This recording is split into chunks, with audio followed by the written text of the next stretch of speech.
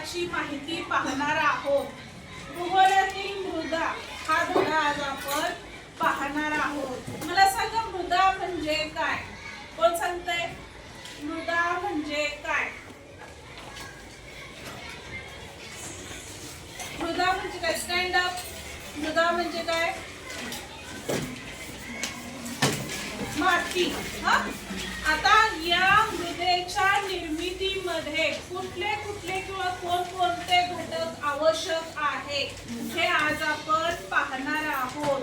मृदेच्या निर्मितीमध्ये मूळ घटक, प्रादेशिक हवामान, जैविक घटक, जमिनीचा उतार व कालावधी हे घटक विचारात घेतले जातात. या सर्व घटकांच्या एकत्रित परिणामातून मृदा निर्मिती होते. आता प्रथम आपण पाहणार आहोत बघा मृदा निर्मितीसाठी आवश्यक घटक. त्यातील एक आपण पाहणार आहोत मूळ खडक.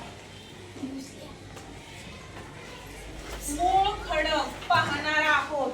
आता मला सांगा प्रदेशातील मूळ खडक हा मृदा निर्मितीचा महत्त्वाचा घटक असतो. प्रदेशाच्या हवामानानुसार आणि खडकाच्या काठिण्यानुसार मूळ खडकाचे विदारण होते.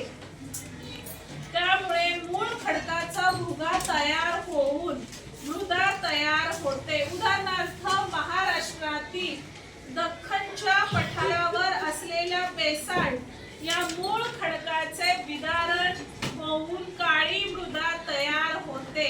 या मृदेला रेगूर मृदा असेही म्हणतात. दक्षिण भारतातील ग्रेनाइट व नीस या मूळ खडकापासून तांबडी मृदा तयार होते. हो काही ही तांबडी मृदा आहे. ग्रेनाइट व नीस बघा दिसतंय सगळ्यांना, ही तांबडी मृदा तयार होते. म्हणजेच आता हे जे खडक आहे, हे जे खडक आहे या खडकावर या खडकाचं विदारण होतं. आता विदारण म्हणजे वेगवेगळ्या प्रकारचे अपक्षय होतं, त्यापासून ही मृदा तयार होते. ही मृदा तयार होण्यासाठी खूप हजारो वर्षाचा कालावधी तिथं लागलेला असतो. त्यानंतर बघा प्रादेशिक हवामान. मृदा निर्मितीसाठी दुसरा महत्त्वाचा घटक म्हणजे प्रादेशिक हवामान.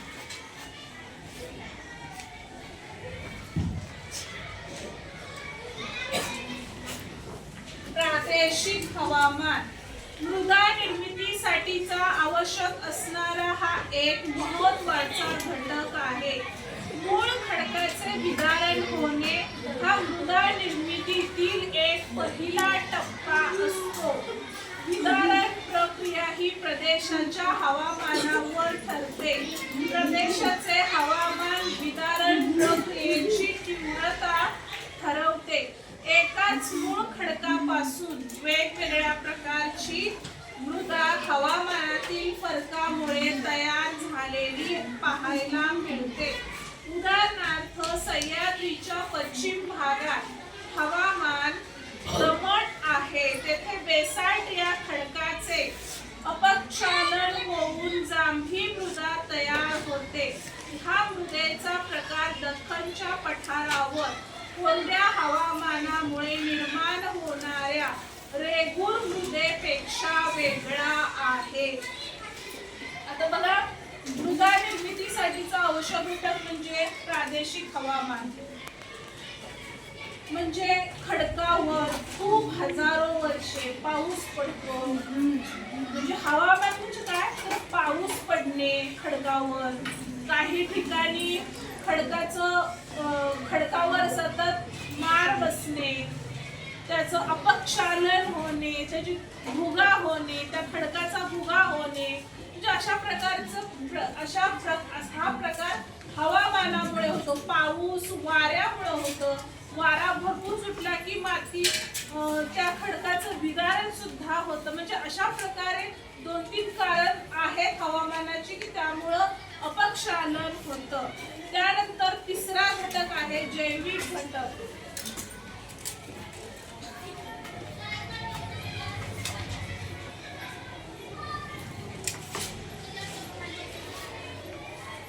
जैविक घटक. आता मृदा निर्मितीसाठी आवश्यक घटकामधला जैविक घटक एक आपण पाहणार आहोत. बघा, खडकांचे विघटन होऊन त्याचा भुगा तयार होतो. परंतु हा भुगा म्हणजे मृदा नव्हे.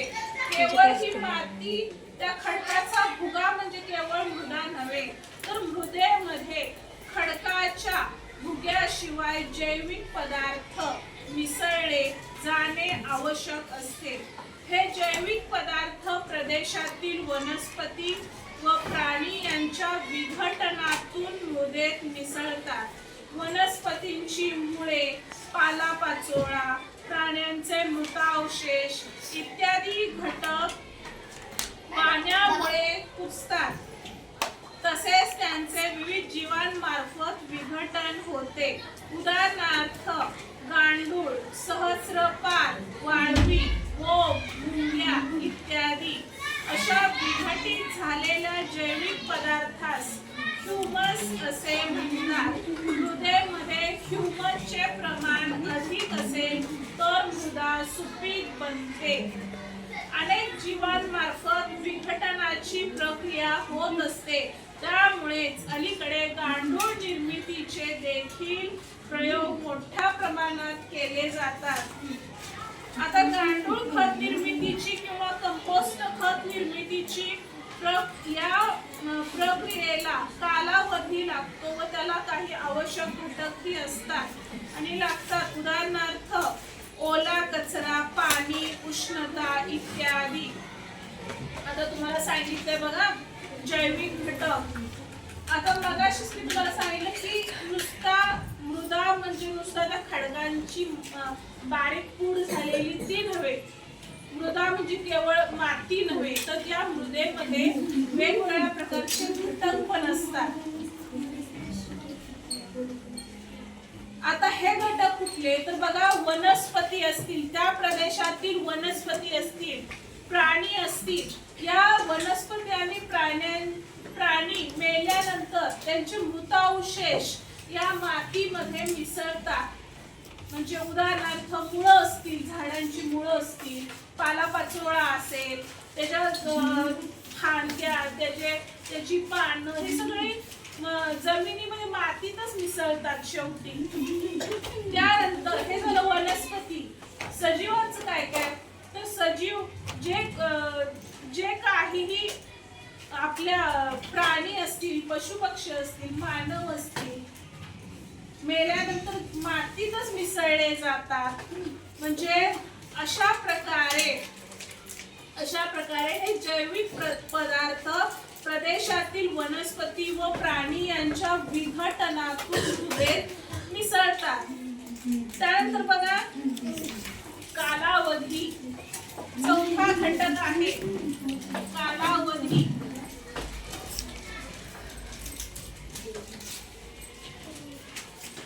कालावधी. मृदा निर्मिती ही एक नैसर्गिक प्रक्रिया आहे. या प्रक्रियेमध्ये मूळ खडकाचे विघटन, हवामान व जैविक घटक या सर्व बाबींचा समावेश होतो.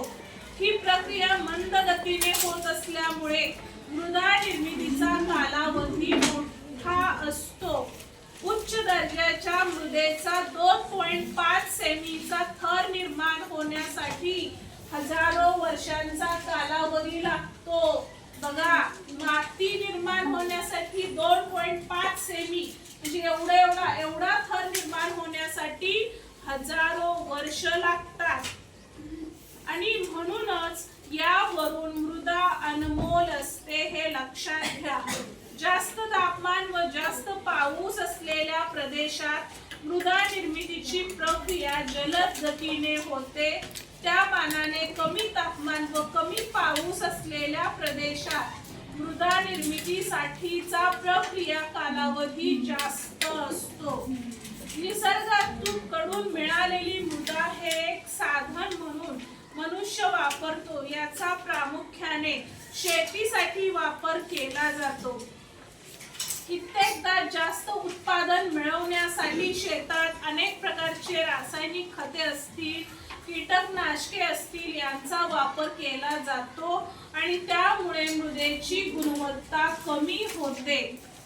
त्यानंतर बघा, आता आपल्याला पुस्तकात दिलंय की हे तुम्ही लक्षात ठेवा की मृदा म्हणजे माती नव्हे, तर बघा अपक्षय झालेल्या खडकांचा भुगा, अर्धवट किंवा पूर्णपणे कुजलेले सेंद्रिय पदार्थ, असंख्य सूक्ष्मजीव मृदेमध्ये असतात. मृदेतील जैविक आणि अजैविक घटकांमध्ये सातत्याने आंतरक्रिया घडत असतात. वनस्पतींच्या वाढीस लागणारी आवश्यक असलेली पोषक द्रव्ये त्यांना मृदेमधून मिळतात. मृदा ही एक परिपूर्ण परिसंस्था आहे. या उलट माती हा एक पदार्थ आहे. थोडक्यात काय तर कुंभार वापरतो ती माती आणि शेतकरी वापरतो ती मृदा. शेतकरी मृदा परिसंस्थेचा वापर करतो तर कुंभार माती या पदार्थाचा वापर करतो, हे लक्षात घ्या. म्हणजे शेतीसाठी माती महत्वाची नाही, मृदा महत्वाची आहे. आता पीक चांगलं कधी येतं? ज्यावेळी मातीमध्ये ज्यावेळी मृदेमध्ये माती असते, ह्युमस असतो, पाऊस पाणी पडतो, त्यावेळी पीक चांगलं येतं. म्हणजे शेतीसाठी मृदा आवश्यक असते. आणि कुंभार जी मडकी तयार करतो, माती चिकट माती असते, ती माती वेगळी, तो एक पदार्थ आहे आणि मृदा ही शेतीसाठी आवश्यक असते. त्यानंतर बघा, पृथ्वीवरील सजीव सृष्टीतील एक महत्त्वाचा घटक म्हणजे वनस्पती होय. या वनस्पतींची निर्मिती, वाढ आणि आधार म्हणून मृदेचे असाधारण महत्त्व आहे. ज्या प्रदेशात सुपीक मृदा आहे तेथे वनस्पती जीवन मोठ्या प्रमाणात समृद्ध झालेले आहे. उदाहरणार्थ विषुवतीय प्रदेश. ज्या प्रदेशात सुपीक मृदा नसते तेथे वनस्पतींची वाढ कमी होते. उदाहरणार्थ वाळवंटी प्रदेश. मृदेची कमतरता असते तेथे वनस्पती जीवनाचा अभाव आढळतो. उदाहरणार्थ ध्रुवीय प्रदेश. केवळ योग्य हवामान, भरपूर पाणी आणि सूर्यप्रकाश असल्याने वनस्पती जीवन समृद्ध होऊ शकत नाही. वनस्पतींच्या योग्य वाढीसाठी सुपीक मृदा महत्वाची असते. आता बघा, जमिनीत बी टाकल्याने पीक येते हे मानवाला समजल्याने त्याने मृदेचा वापर करायला सुरुवात केली. हळूहळू त्याच्या लक्षात आले की नदीकाठच्या सुपीक मृदेत पीक जास्त चांगले येते.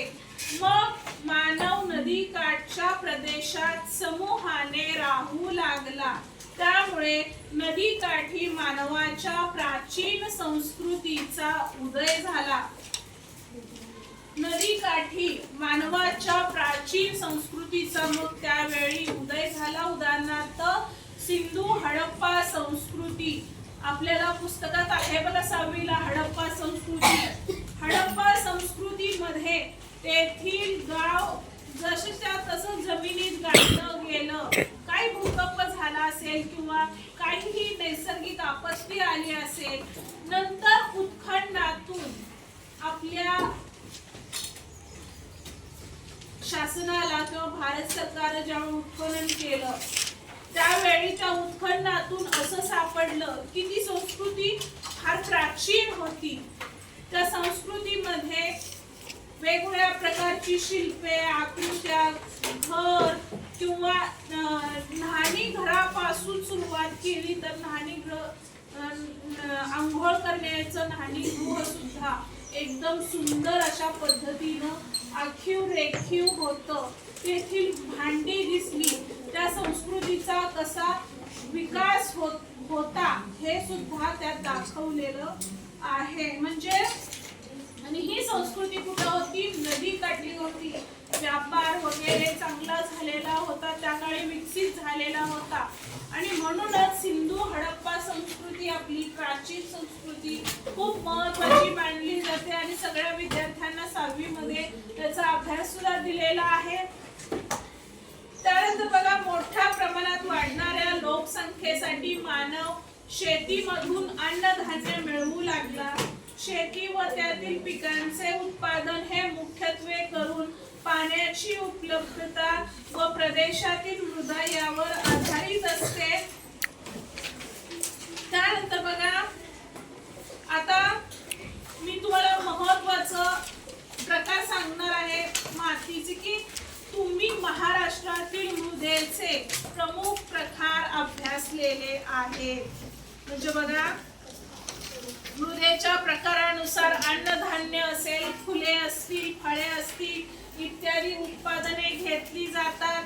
महाराष्ट्रातील दख्खन पठारावरील रेगूर मृदेत प्रामुख्याने ज्वारी, बाजरी यासारख्या धान्य पिकांचे उत्पादन घेतले जाते. त्यानंतर कोकण, केरळ, तमिळनाडू, कर्नाटक या प्रदेशातील मृदेत तांदळाचे धान्य उत्पादन केलं जातं. मध्य प्रदेशातील पाण्याचा निचरा होणाऱ्या मृदेत बटाटा या पिकाचे उत्पादन होते. म्हणजे स्थानिक उत्पादनानुसार तेथील आहाराचा किंवा मानवाचा आहार निश्चित होतो. आता कोकण मध्ये गेला आपण तर तिथे जास्त भात पिकतो, भरपूर पाऊस पडतो, त्यामुळे गुडघाभर जमिनीत भाताची शेती केली जाते. पाऊस भरपूर असल्यामुळे शेती भरपूर मोठ्या प्रमाणात तांदूळ पिकवला जातो. त्यानंतर महाराष्ट्राच्या दुसऱ्या भागांमध्ये जिथं थोडा बहुत पाऊस असतो तिथं ज्वारी बाजरीचं पीक घेतलं जातं. पंजाब मध्ये गहू घेतलं जातं. खूप मोठ्या प्रमाणात गव्हाची निर्मिती केली, गहूची शेती केली जाते. त्यानंतर केरळ, तमिळनाडू, कर्नाटक इथं सुद्धा शेती केली जाते भरपूर मोठ्या प्रमाणात. म्हणजे तेथील स्थानिक उत्पादनानुसार तेथील मानवाचा आहार तर निश्चित होतो, त्यानुसार हवामानानुसार शेती तिथं केली जाते. ज्या प्रदेशात शेती योग्य मृदा नाही त्यांना आजूबाजूच्या प्रदेशातून धान्य आयात करून त्यांची गरज भागवावी लागते. उदाहरणार्थ सौदी अरेबिया, कतार, ओमान इत्यादी देश त्यांच्या गरजा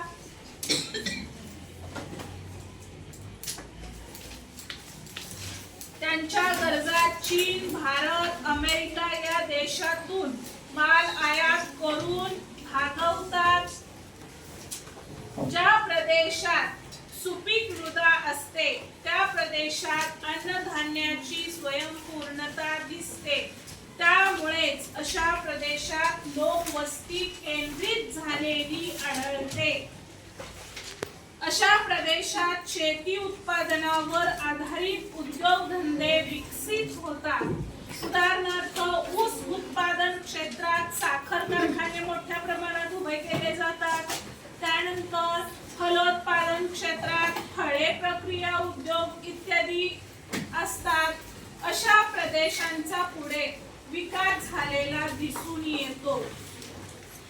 त्यानंतर बघा की आपल्याला काही प्रश्न दिलेले आहेत पुस्तकामध्ये की महाराष्ट्रातील सर्वात जास्त भूभाग कुठल्या मातीनं, कुठल्या मृदेने व्यापलेला आहे, जांभी मृदा कुठे आढळते, महाराष्ट्रातील नदी खोऱ्यात कोणती मृदा आढळते, सह्याद्री पर्वताच्या भागात असलेली मृदा कोणती किंवा गाळाची मृदा कोणत्या प्रदेशात आढळते. तर बघा, तुम्ही महाराष्ट्रातील मृदेचे प्रमुख प्रकार अभ्यासले. मृदेचा रंग, पोत, खडन प्रक्रिया, थरांची जाडी इत्यादी. नंतर या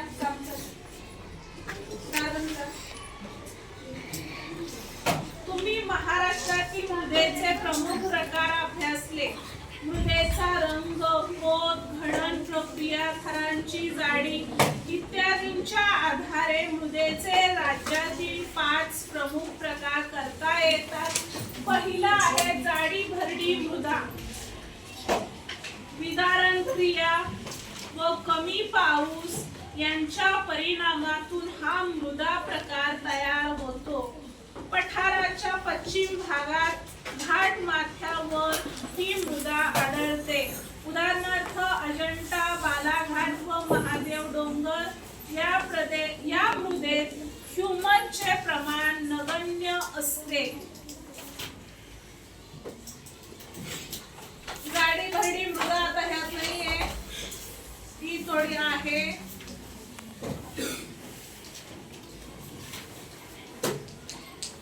जाडी भरडी मृदा आढळते म्हणजे खडकाचं विदारण होतं आणि थोडा पाऊस पडतो, त्या ठिकाणी जाडी भरडी मृदा आढळते. त्यानंतर काळी मृदा बघा, रेगूर किंवा काळी कापसाची मृदा या नावाने देखील ही मृदा प्रसिद्ध आहे.